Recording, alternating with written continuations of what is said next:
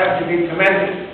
I just finished talking to a United Stater called Lisa Chambers, Hart House, and she was involved with organizing a so-called debate there, and one of our more stage-minded colleagues, Kevin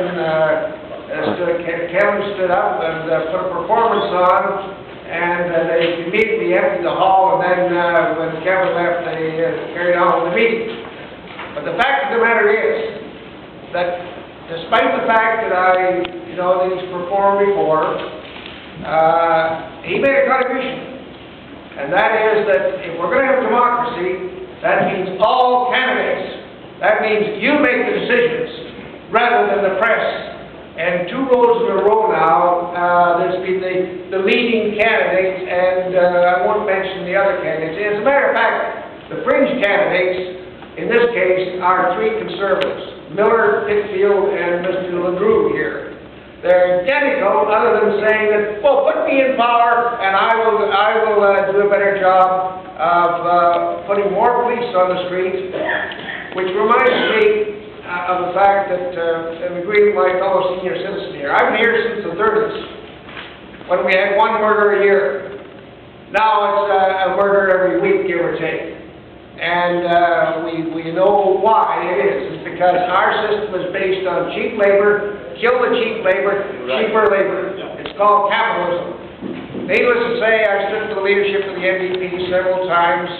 And in my old age, I'm of the view that public ownership is the answer. Capitalism is going to nuclearize this planet. As I told the St. Lawrence audience, I have no hope for the 5-year-olds that are born today.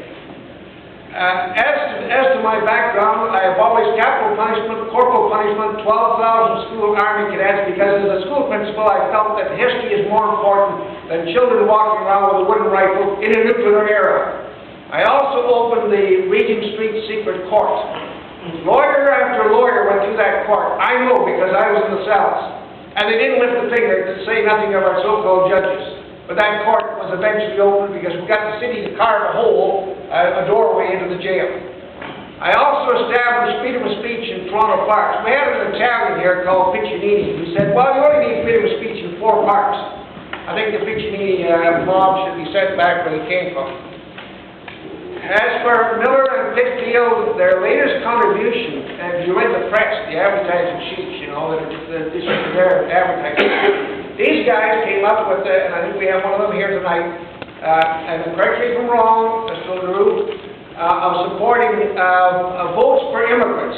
Now, what in the hell is the purpose of having a citizenship, whether it's Canadian or whether it's Bangladesh or whether it's U.S., if in fact anybody can vote?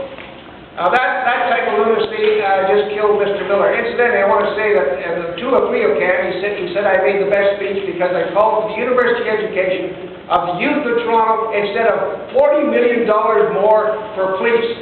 What we need is the education of the working class, not more police to police them.